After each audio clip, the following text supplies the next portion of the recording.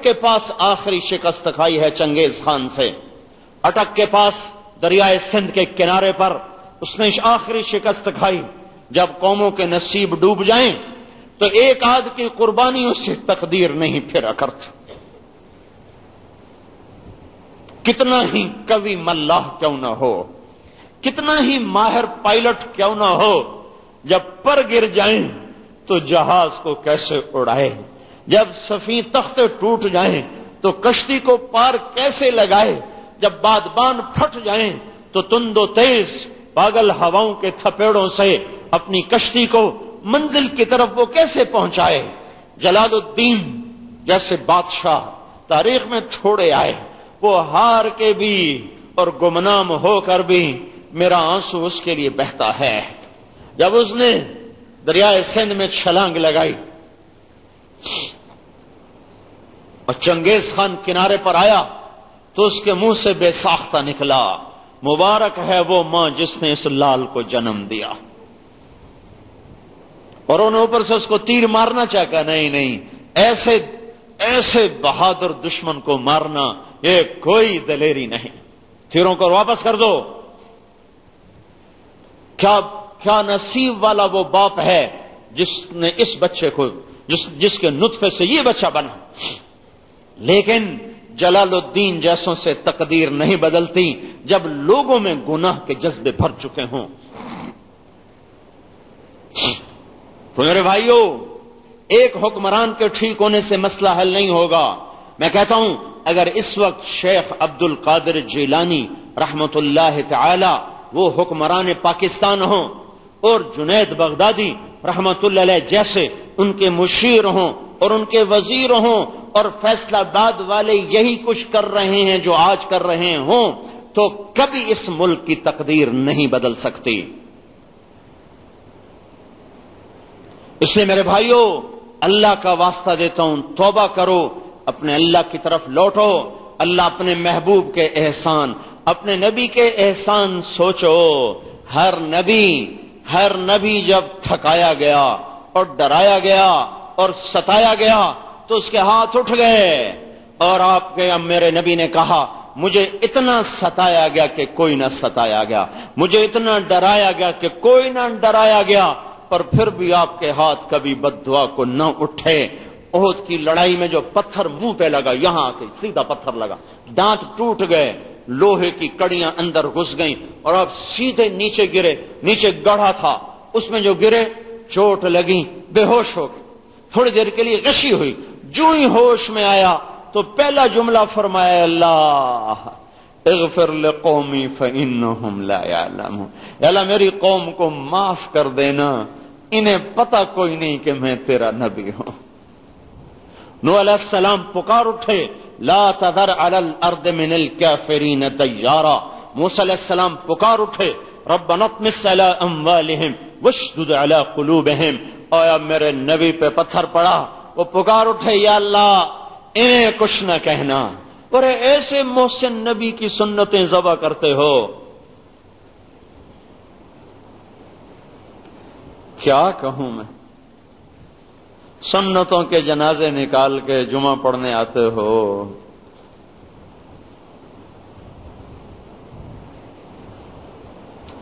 اور طائف میں وہ پتھر پڑے ہیں کہ 3 میل آپ کا خون بکھرتا چلا گیا۔ سارے انسانیت تو چھوٹی چیز ہے، سارے انبیاء کا خون جمع ہو جائے تو میرے آپ کے نبی کے خون کے قطرے کے برابر نہیں ہو سکتا۔ اور وہ خون ایسے بکھر رہا تھا، اور جس دھرتی پہ خون گر رہا تھا وہ زمین رو رہی تھی، جو پہاڑ یہ منظر دیکھ رہے تھے وہ پہاڑ رو رہے تھے۔ کسی کے دل کی سختی کو جب تعبیر کیا جائے تو کہا جاتا ہے بڑا سنگ دل ہے، بڑا پتھر دل ہے، کہ پتھر ٹپکتا نہیں، پتھر نرماتا نہیں، پتھر ہلتا نہیں۔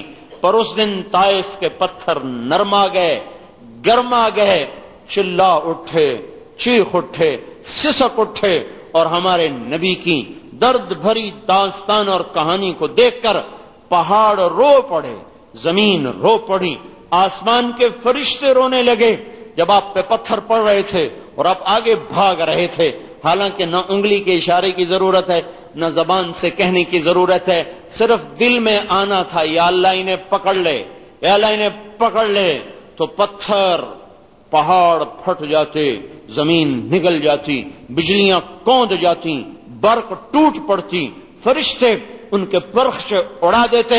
میں قربان جاؤں اس محسن اعظم پر، میں قربان جاؤں اس محمد و احمد پر، اس مصطفیٰ مجتبی پر، اس فاتح و خاتم پر، اس ابو القاسم پر، اس عاقب و حاشر پر، اس طٰہٰ و یاسین پر، اس مزمل اور مدثر پر، اس شاہد و مبشر پر، اس نذیر و داعی الی اللہ پر، اس سراج منیر پر، رحمت للعالمین پر، قاب قوسین کے مقام والا، والضحیٰ کے روشن چہرے والا، واللیل کی حسین زلفوں والا۔ ارے اس کے مقام میں گندی زبان والا کہاں سے بیان کروں، جو اتنے بلند مقام رکھتا تھا، وہ پتھر کھاتا جا رہا ہے اور سہتا جا رہا ہے۔ آہ نہ کر لبوں کو سی، عشق ہے دل لگی نہیں، سینے پہ تیر کھائے جا، آگے قدم بڑھائے جا، یعنی زبان حال سے کہہ دے کہ ہاں ستائے جا۔ پتھر کھاتے گئے، تاریخ نیا انداز اپناتی چلی گئی اور ورق رنگین ہوتے چلے گئے، بے ہوش ہو کر گرے پر آہ نہ نکلی اور بددعا کا لفظ نہ نکلا۔ زید بن حارثہ نے کندھے پہ اٹھایا، دشمن کے باغ میں پناہ لی، جانی دشمن عتبہ، پر آپ کا حال دیکھ کر عتبہ کی آنکھیں بھی بھر آئیں۔ او قریشی خون جوش میں آ گیا، قریشی خون۔ اچھا، طائف والوں نے میرے قریشی بھائی پہ ہاتھ اٹھایا، جس کو دیکھ کر دشمن روئے ہوں، اس کی امت پر اس کا کتنا حق بنتا ہے، اور میری نسل اس دوری دھار کے خنجر لے کر اسی کی سنتوں کو ذبح کر رہی ہو۔ ہے ارے اس پہ غمگین ہونا تھا، ارے اس پر رونا تھا۔ پڑ گئے بے سدھ ہو کر، عتبہ نے انگور توڑے، خود توڑے، پلیٹ میں سجائے، جاتے ہوئے شرم آیا تو اپنے غلام سے کہا جا تو پیش کر، اور اسے کہا نا تجھے رشتہ داری کی قسم، تجھے خون کی قسم، میرے انگور رد نہ کرنا۔ دشمن کھانا کھلانے پر جس کو مجبور ہو جائیں، اس کی امت اسی پر وار کر رہی ہو۔ آپ اٹھ کے بیٹھ گئے، انگور بھول گئے، اس کو دیکھ کر اس کا فکر لگ گیا، چلو طائف والے نہ صحیح تو یہ صحیح، ابھی تو کون ہے؟ کہ میں نینوا کا ہوں۔ اچھا نینوا، میرے بھائی یونس کے شہر کا ہے تم؟ وہ کہنے لگا آپ کو یونس کا کیا پتا؟ کہ وہ اللہ کا نبی تھا، میں بھی نبی ہوں۔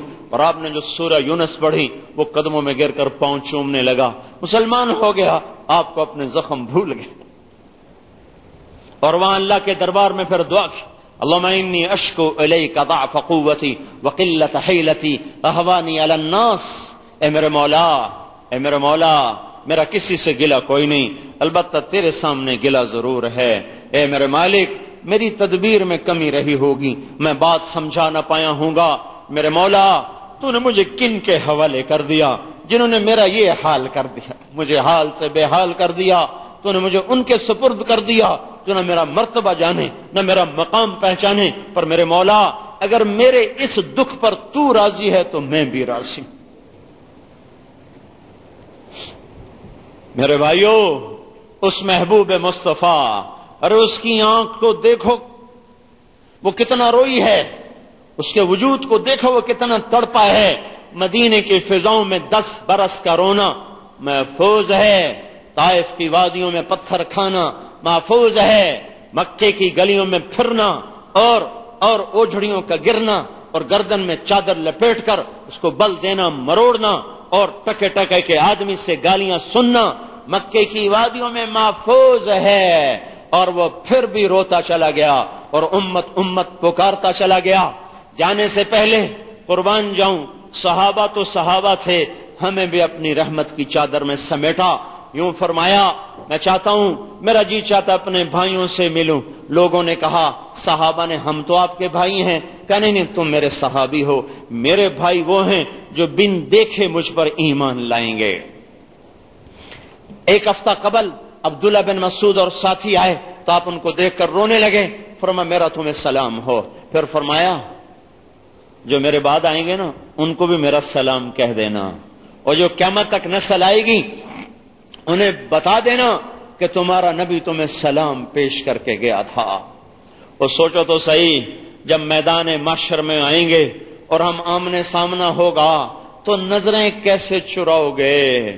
کوئی ہے چھپنے کی جگہ جو اس محسن اعظم سے دائیں بائیں چھپ کر میدان محشر کی گھڑیاں گزار دو گے؟ کہہ سکو گے یا رسول اللہ کیا کروں، میرا دل نہیں مانتا تھا اس لیے میں نے سنت کے خلاف کیا؟ کہہ سکو گے میں اپنے بچوں کو روٹی کہاں سے کھلاتا، میں نے اس لیے جھوٹ بولا، میں نے اس لیے سود پہ کام کیا؟ کہہ سکو گے یہ؟ حسین کا کٹا ہوا سر دیکھنے کے بعد یہ بول سکو گے؟ زینب کا پھٹا ہوا آنچل دیکھ کر یہ بول سکو گے؟ معصوم عبداللہ بن حسین، واہ، عبداللہ بن حسین کا کٹا ہوا سر اور سر سے جدا دھڑ کو دیکھ کر کوئی کہہ سکے گا کہ بچوں کو کھلانے کے لیے جھوٹ بولا، رشوت لی؟ کہہ سکو گے؟